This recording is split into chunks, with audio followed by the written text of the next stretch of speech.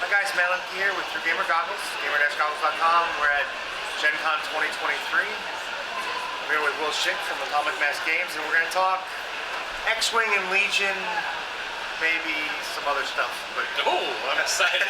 I'm excited. I don't know what that I other only stuff. came for the first two, but we're going to see. Well, because, you know, I might ask questions about Shatterpoint that I've only kind of watched. That's fair, that's fair. So we'll see. I mean, the game mechanics are pretty much the same, so... I mean, with some new twists. Yeah. Anyway, so we'll start with X-Wing, because that's what I know the most about. All right, let's do it. And we're going to kind of focus more on, like, some of the tournament stuff and the decisions that go on. I guess the biggest question for me is, at what point with lists and points do you start watching something to, like, correct or change it? I mean, like, really, we're watching all the time, right? We're getting great feedback from our playtest groups. We're watching for tournament results. We watch, you know, our devs are in, like, the guts of the Discords and the Facebook groups and social media. We try to accumulate as much info as we can. You won't see us very often because we're lurking, you know? We like to keep a low profile so we don't skew conversations. But we do have regular meetings, you know, we bring all the information. And this is true for all the games. We bring all that information, we discuss it, we analyze it, we watch for trends. And really it's about, you know, it's about identifying long-term or outstanding issues that have consistent, like, repeat. You know, you see them over and over, or you see the issues happening repeatedly. With points, it's a little different because you're kind of analyzing that stuff based on where the lists are. That's a lot of conversations with playtesters as well. We're kind of always in a mode of, like, looking at these things with them and talking about, okay, you know, every time we have a new release come out, it's kind of a new chance to discuss, are there things we need to immediately address? Can we wait until next time? So it's a dynamic process, but one that, in the end, our goal is to be as, you know, as soft touch as possible. You don't want to come in and shake things up as much if we don't have to. The idea being that we want to hit a balance where everything's working very well, that things are very synergistic, and players are able to create solutions to problems and create problems to solutions in a natural ecosystem that doesn't require a lot of outside interference. The thing with, like, any changes, right, is that you always have these ripple effects that you can never account for. And to be honest, if the only way you can keep a meta fresh or keep things interesting is by always going in and, like, rejiggering all the points or shaking up the globe. I always call it the snow globe, right? If the snow globe never gets to settle a little bit, then you never really know, are you in a good spot, are you in a bad spot? So there's that perfect timing window, which is always very subjective of, we've kind of seen where all the snow has landed. Do we like that look, or do we need to shake it up? And a lot of the times we try to make that a very targeted kind of shake. And we'll do things slowly over time so that we can, like, analyze the data and see what's going on. So with because this is cyclical, so with a trend like that, when do you often think that, is there a time seasonally, like, when it appears more relevant than others? So obviously you get the most amount, like, we get the most amount of direct data as we get closer to Worlds. And part of that is because those are the events that, like, we through Asmodee partner with to run. So it's very easy for us to get, like, all the data back. We can see all the lists, we can see how things go off. A lot of the times we're on the ground floor there, you know, a lot of us go to a dev hunt so we can watch that stuff. And there's a lot of community discourse about those events because they're so big. It's a lot harder, unfortunately, for us to be able to look at individual, like, local metas and say, okay, well, you know, the global meta is doing this, but what are these local metas doing? Are we seeing the same trends here and there? Are we seeing people come up with solutions that, if they were to translate to the global meta, would answer some of the issues that are there? And we don't necessarily get to see that as much. And that's where things like social media and Discord kind of come in. So you'll see people, like, propose solutions or say, this isn't a problem where I am because we're doing this or that. But those are harder to quantify. So it is, you know, that kind of end of the competitive season, right around Worlds. That's where you get the most stuff. It's also where you don't really want to make changes if you don't have to. We like to kind of target, if we're going to do big shakeups, we always want to try to do it after a season, because, you know, you look at, like, professional sports, right? They don't suddenly shake up the rules right before, you know, the Super Bowl or the World Series. They typically have a period after the season has ended where they go, okay, what do we need to change? Do we need to change anything to address that? So if we're going to make big, like, sweeping, you know, huge points overhauls or big rules changes, scenario changes, it's going to be after that point. We're going to wait until we get the data from those events where we can really dive in and chunk them out and make sure that we're not interrupting something right before a big event, if we can help it. So is it more common to see things that get, I'm going to use a Magic the Gathering term here, broken in combination, or just things that generally seem to be more game imbalanced as a whole? I think, for the most part, we see things that kind of get shifted in imbalance, and that's part of the fact that X-Wing has so many combinations of colors. It has so many different upgrades, so many different pilot abilities. The fact of the matter is that even where it sits now, I don't think we've seen every permutation that's possible. And so as players work through things, as players become creative, or somebody big brains an idea that no one's ever tried before, that's when you kind of maybe run into the problem where you're like, oh, this is a bit overtuned. Nobody's ever done this before. Maybe we have to. Do we have to address this? Do we not? And that's the part where it's like, okay, you want players to innovate. And as a game developer, I think the healthiest thing for your game is to not immediately go in and crush that innovation and say, this is too good, we must address it now. Instead, what we want to do is we want to give the players an opportunity, a timeline to come up with solutions. And as those solutions come up, then the question becomes, okay, is it still too imbalanced? Have we gotten to a place where the balance feels okay? Because perfect balance is an impossible thing to reach unless you want to make everything exactly the same. And even then, perfect balance is really hard because somebody's got to go first. It's the chess problem of the white goes first. It has a slight advantage, a minuscule advantage, but it's an advantage nonetheless. So we're always looking to keep, that curve I was talking about. The balance curve you want to keep really close, but you never want to touch. And where that distance is different per game line and per development team and all of that stuff. But at the end of the day, you're looking for those outliers that break the curve as you've set it. And that means that at the end of the day, if there is something that's pushing the curve, but then players find solutions that push the curve again closer or pull that thing back in, even if it's still at the end, if it's within respectable limits, we might not touch it because we might be like, yes, there's always going to be something at the top, right? The second that you knock something down, something else is going to come up. One of the guys I play with has a pretty good combination. I'm not sharing it. And I've looked at the combination. He does play Empire, guys, so you can explore that. I've looked at the combination. I'm like, if this wasn't with this and this wasn't with this wouldn't work. So that to me that's good balance. I mean, it's strong and it's solid, and being a guy who plays Scum doesn't deal well with it. In fact, I don't think I've ever beat him. But I'm playing extended against the standard list, and he's still handing it to me. But it is what it is. But I think it's balanced. I think you guys have done a really good job with the rules as a whole. I started playing back, first edition somewhere, but not at the beginning when the game came out. Yeah. And then I played a handful of games, and then I didn't get to play again for a year, and then I didn't play again until 2005. And my son's back from the Marine Corps, we've been playing a lot more regularly, and I really like what you guys did with the pilot and then the ship build. I think that was brilliant when it comes to flavor. I don't know who had that idea, but you should give them a raise. I'll do this stat if I can manage it. Yeah, the ship build, the change in points, right? There's a couple of different aspects that go into it. One, it allows us the ability to make list building easier, but also allow players to have those upgrades that they want. To do an additive list rather than a subtractive list. The other really big thing, talking about a balance perspective, is the fact that by having those upgrade slots be flexible or to the ship, we can really lean into what we want a pilot or what a pilot would be good at, or we can cut out things that might be problematic as well. And you saw a little bit of that. I didn't think of it like that. Yeah, and you saw a little bit of that, with the fire spray, right? They took off the passenger or the crew slot on Boba Fett because he had combinations that made him imbalanced. And that was kind of the inspiration of, okay, well, if you can do it here, you can do it more.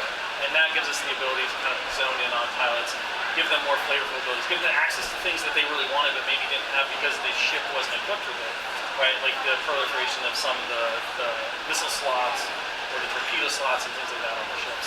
So that was really like it was a big key to the puzzle of being like, again, you have this huge amount of things that you could potentially use in X-Wing from just all of the upgrades and the different pilots and all that stuff. How do you make that process so it's meaningful and then players are able to explore their binders more? And I don't think we've ever or we will ever make it there, but our goal was to eliminate dead cards in some of these binders as much as possible. To bring things more to life, to give things more options and opportunities. And that's kind of been the push and what has driven a lot of the changes around points and the way that ship builds work. We're going to come back to that. Okay. So one of the things I was trying to get at is, I think one of the things you did by changing the build the way you did is you took characters to a point that gives them a lot more freedom to be reflective of their personalities. Which, I mean, I role play. I like miniature games. I've been playing lots of miniature games, and I've always felt that characters seem to be a little bit lackluster. And I think in X-Wing they are not. I think you captured that. But now back to that, like Siege of Coruscant's got single card builds. So doesn't that kind of contradict the building with your card? A little bit. So the standard loadouts, I think, do two things for us that were really important. The first is that they're easy access points for new players. Yes. Right? That is brilliant. Game communities live and die on acquiring new people, because if you always play against the same opponents over and over again, it kind of starts to get stale. And plus you want to see these games grow and advance and expand. So, when you talk about what are the barriers to new player, again, we talk about so many cards, right? The cognitive overload of being like, okay, well, I have these things and these things here. So if you can combine that all into one card, it makes it really simple and accessible for players. So like, everything's right there on this one card. It doesn't feel overwhelming. Even if it's the same amount of information, the fact that it's in one place kind of really smooths the process out. And for a beginner, being able to take it out and not have to understand what a card does, yes. it's a no-brainer.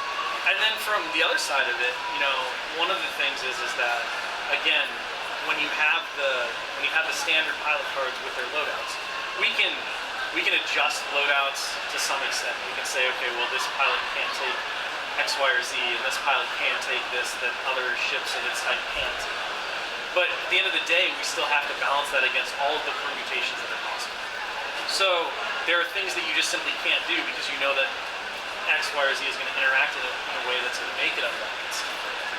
Standard loadouts are a fantastic tool for us to be able to really dive in and make a unique feeling character that's specific to a point in time, or that does something that we couldn't make them do in the normal game because they're locked, right? You're sacrificing customization for maybe slightly more optimization in certain ways, or a flashier ability like a pilot skill that you could not put in the normal system of ship plus loadout. And that's exciting for us because we do want to see these characters, and we want to see more of them in the game. They are iconic of the system, but the ability to kind of like introduce Darth Vader in a way that makes people go, oh, that's really cool. I wish he was like that normally. It's like, well, that'd be great, but he can't do that. Like the pilot ability doesn't work because you combine it with this pilot talent or this upgrade, and all of a sudden it's broken. And so that to us was really like there was the second part. So we have this system that allows us to get people in very quickly, but also for veteran players, it might offer us an opportunity to make their favorite character work in a way that they wish they did, but they simply can't in other ways. Right? Popular in our store. Yeah, they are popular. My son loves them, and I would say that so the league I play in, all in all, there's probably 30 to 50 players, and on any given night you're seeing 10 or 15. You see standard loadouts every night. So they're working. And I mean the other, the side benefit I think even to veteran players is the fact that there are times where you just don't want to go through all of your cards and build your list. And you're just like, I have an hour and a half, and I want to play a game, but I didn't prepare anything, so I can just take those standard loadouts, throw them out, and I can play a very fun, semi-casual game maybe with an opponent that might be a regular X-Wing player, might not be, might be a family member or a friend who's kind of interested but hasn't played right. It goes back to that new player thing. we've opened the ability for everyone to play a little quicker and to get set up and into the action faster. So I think that answers everything I've got for X-Men. Okay, wow. I think. We're out. Well, if you think of it, we can always come back. I left my questions at home because I'm a day early.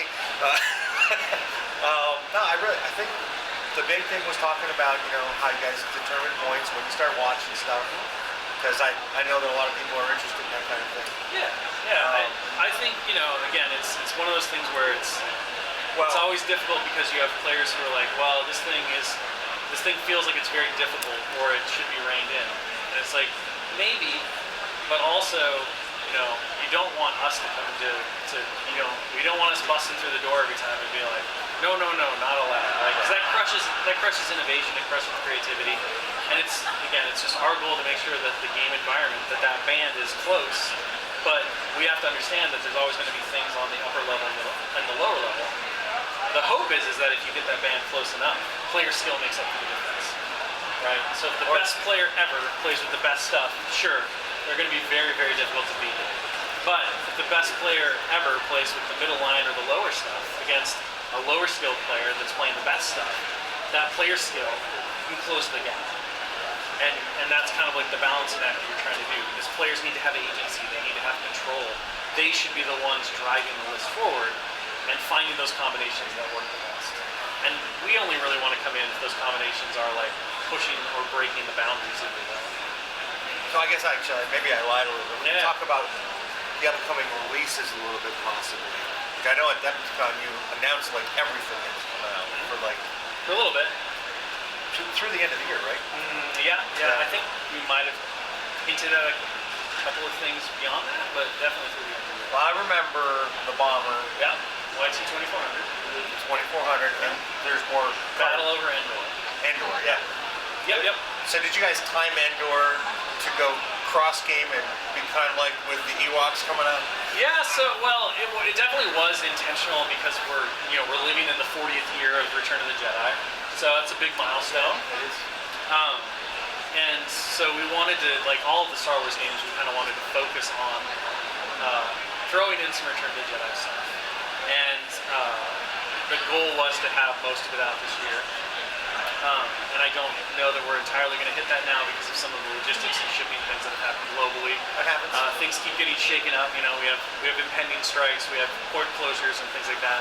But yeah, it was very much born of the, this is a big moment for Star Wars in general and for Return of the Jedi, 40 years. So let's do some stuff that's evocative of that. And that scene, that whole battle with the Death Star 2, I think X-Wing was kind of born of that moment and of the first Death Star fight, really. Like those are the two things that birthed the idea of X-Wing and all of the different X-Wing games that have come out ever since, from Rogue Squadron to X-Wing the PC game to everything else. So it just felt like this is something we need to do. And the other exciting thing about working on those properties and doing, standalones is that what the movies and the media showed originally has been expanded on by authors and comics and everything else. So, we've learned that TIE Defenders were at the Battle of Endor even though we never saw them. So we kind of get to go back now with that knowledge and introduce cool little additions that happened off screen, but, appeared in books or comics or other things. And that lets us not only make the product more exciting because we get to include more diversity in ships, but it also lets players kind of recreate things that maybe they didn't see on the screen, but they read in the comic or things like that. So like I said, it leads me to another question. Yeah. Canon versus lore. Do you have to favor one more than the other? Not really. It's always important that we look at the established continuity of Star Wars. And we work with LFL very closely to figure out and discuss, with them and their story people, where they have the vision for where things like the Time Interceptor at Battle of Yavin, which people scratching their heads about. That is part of the extended continuity of Star Wars. It's been mentioned in a couple of places. It's part of the Ivy backstory that she was there. We know that prototype interceptors were there. Is that something that LFL feels is accurate of the true Star Wars continuity? or is it something that is kind of like, it's cool, it's been mentioned, but we don't really, we don't really embrace it. And the fact of the matter was is that they felt comfortable enough with that whole idea that we were able to introduce the prototype interceptors in Battle of Yavin, which made that pack and the Empire side a little more interesting than it would have been if it had been Darth Vader and like 9 TIE fighters based on what you see on the screen, right? So we were able to extend and I think add some additional value and excitement. And touch on a point in Star Wars that we know occurred. We know there were prototype interceptors, and showcase what we think those would look like in the game. That's pretty cool. Okay, so I guess, my questions for Legion really are pretty much, I haven't got to play yet, really. I played once, maybe a year ago, with the two-player starter between the Separatists and the Republic. Oh yeah, the Clone Wars core set? Yep, the Clone Wars core set. And I haven't gotten to play since. And I own a ton of stuff.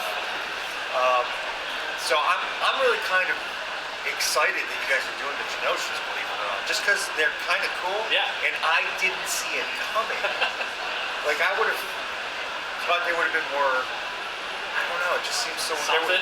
Well, I could see more like villainy kind of stuff, more scum. Sure. Before that, there's a lot of room to play. How did you guys end up making decisions like that? Or how do you end up making decisions like that? A lot of they were fundamental in the Clone Wars. Yes. A lot of the times it comes down to, we look at what is iconic of the property that we haven't touched. And, they're a very big part in Episode 2, Attack of the Clones. It's the start of the Clone Wars.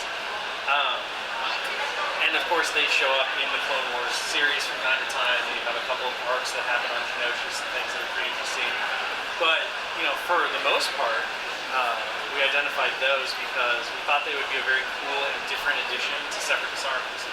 So a lot of the times you look at what a faction has, and you always want to maintain a faction identity. Like we know what the Separatist army is kind of built around. It's it's the battle droids, it's AI, kind of its core fundamentals. But then, what can you do to kind of like bend that or add to it? And the Geonosians being non-droid troops, them having some ability to fly. We know that the warriors all have wings, and we see them fly around everywhere. So they would be faster and more mobile. What does that mean for Separatist Alliance, right? How does that impact or add to? And it's when you start asking those questions that you get really excited. And you always want to look for things that we never want to add things just to add things. We want to add things that we believe truly bring value, whether that's an X-Wing or Legion or anything else. So being able to do the Geonosians and add those, it ticked a lot of boxes for us. It ticked kind of an iconic moment in Star Wars lore and really the beginning of the Clone Wars. It also brought a lot of really cool opportunities for us to add to Separatist Alliance forces options in ways that we thought were really fun and could kind of like not break the identity of the Separatist Alliance, but bend it in ways that players could explore and would provide them some opportunities to innovate. So that was how we wound up with those.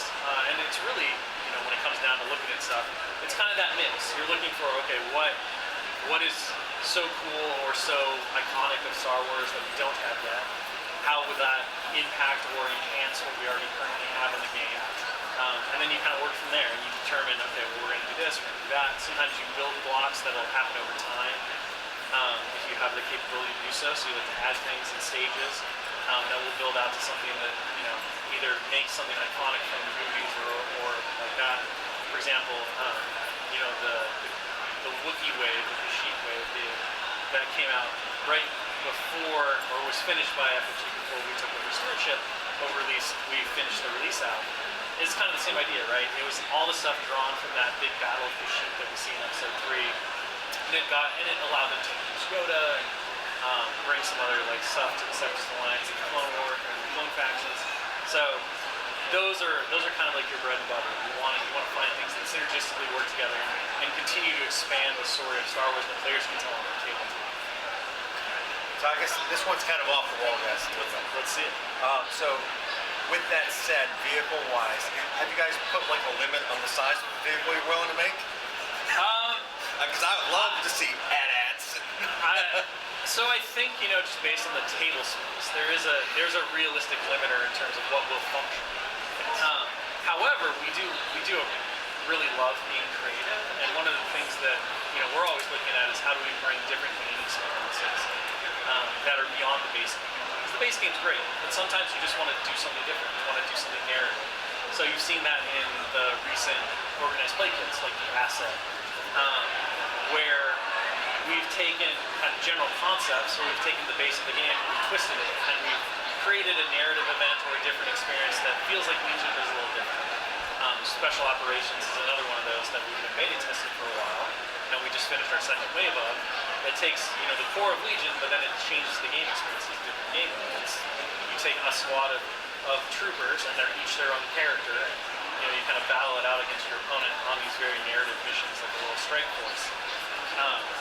So that's to say, like an AT-AT, though it would be gargantuan and wouldn't work for the base game, there's probably opportunity and really cool things we could do with it in terms of its own game mode. So I don't think there's really a limit necessarily, because we can do a lot of things from a standpoint of like plastic production and sculpting and engineering. It's how do you integrate and synergize those with a game experience that players will find exciting and want to make those cool miniatures have value and be practical. Yeah, I mean, sort of. And it would be quite large. Yes, it would be the size of a medium ball. Yeah, it's big. It's big. That's if you didn't use some kind of weird scale. Yep, you could do that, but why? That's the coward's way. I don't know. I mean, so I don't know if it's accurate. Going back to X-Wing, I watched a video on like when the Gauntlet was coming out, and they said it was on a sliding scale. It is not. So all of X-Wing is not scaled 1-to-1. So there's a sliding scale in X-Wing that is used to make certain things work. Especially with the epic ships, like the early Corvette is obviously not to scale. It's at a feels right scale, is what it's called, where you kind of like you do a bunch of different iterations of it, and you look at it in comparison to everything else. You say, does this feel right? Not necessarily is it, because we can do the math on is it right, but X-Wing has always operated under the feel right scale. So several things are 1-to-1 to each other, but as the game expanded, as the different ships came out, just due to the space and the limitations of how the game works, the base sizes, the scale kind of gets a little bit muddy, and you start going, okay, well this feels right next to each other, but if you got the calipers out and you started doing the conversion work, you'd be like, okay, this isn't quite right. The Gauntlet's way smaller than it should be. There's a couple other ships that are a little off, so that they will work within the game. I mean, if you made it to scale, it would be at least 2 bases. Yeah. It would be very big. It would basically be very close. You wouldn't be able to move it the way it would break the mechanics. I mean, I would already argue like it's breaking. It's like right at the limits of what you can do for a ship, because it's very big. It is big, and it's extremely mobile. Yeah. I've flown it. I haven't actually played it yet, and I'm very impressed with what it. Yeah, it's very cool. But even just talking about the physical limiter of space, how far its front wings go over the base, and how next wing you have to be able to get close to bases. You're gonna have bases touch. You're gonna have overlap.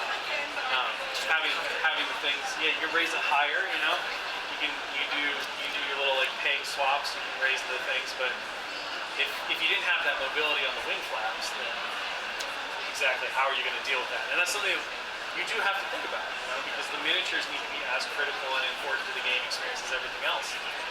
Otherwise, why do we have these cool miniatures?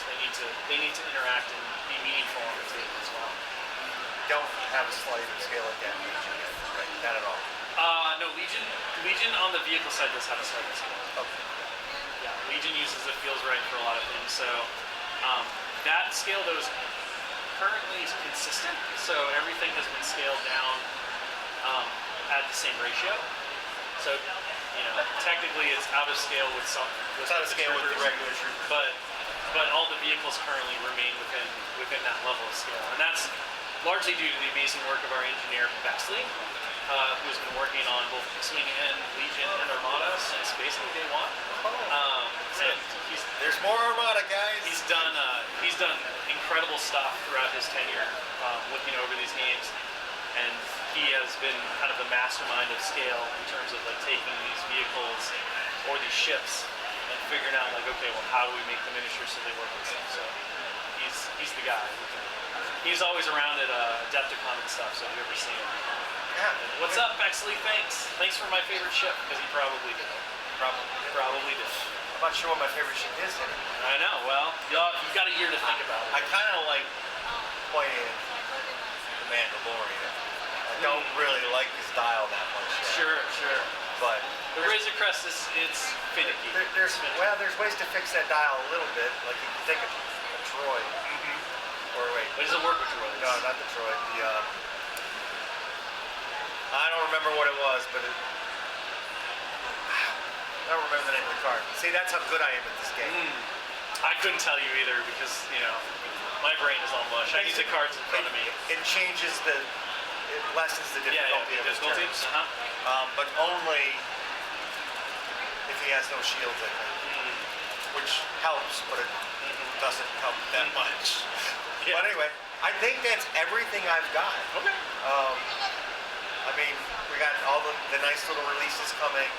There's a ton of Shatterpoint coming, and it's a new game, so it's got to be a little bit more aggressive. I think it's right now your release schedule, your marketing schedule is you're supplementing X-Wing with excitement. You've got the cards, which there's the cards coming out. You got a couple of releases.